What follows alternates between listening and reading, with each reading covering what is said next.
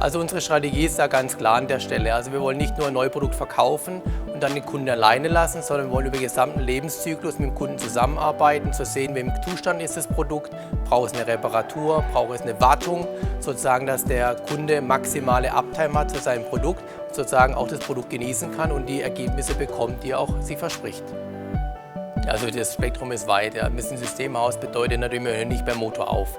Klar, wir kommen aus der Motorenwelt, aber ein Motor hat viele Komponenten. Das heißt, wenn ein Kunde eine Wartung für eine Komponente haben will, auch das machen wir natürlich in großer Anzahl für unterschiedliche Dinge wie Turbolader, wie Kurbelgehäuse, Kurbelwellen. Also es gibt eigentlich nichts, was wir nicht überholen können. Wir sind aber auch ganz fair mit dem Kunden an der Stelle. Wir machen nicht nur eine blinde Reparatur, sondern es ist immer auch eine Beratungsleistung mit dabei, die richtige Lösung für den Kunden zu finden. Wir hören aber mit Komponenten des Motors nicht auf, sondern wir gehen auch auf Systeme. Wenn wir im Rail Powerpack Umfeld sind, da haben wir ein System, besteht aus einem Motor, aus unterschiedlichen Komponenten. Die überholen wir selbst oder auch mit Partnern zusammen.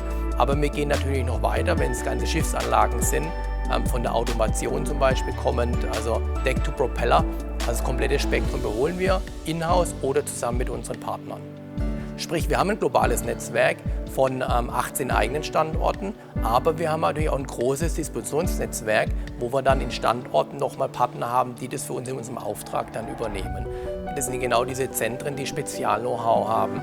Nehmen wir mal Duisburg, Klassik-Know-how. Das Team ist in der Lage, Motoren, die 50, 60 Jahre alt sind, neu aufzubauen.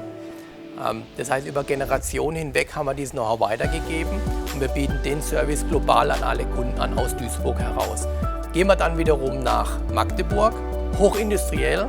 Viele Stücke gehen da durch den Workshop, jeden Tag, jede Woche. Da sind wir sehr, sehr stark standardisiert und mit einer ganz kurzen Durchlaufzeit in einem Standardverfahren wickeln wir da die Produkte ab.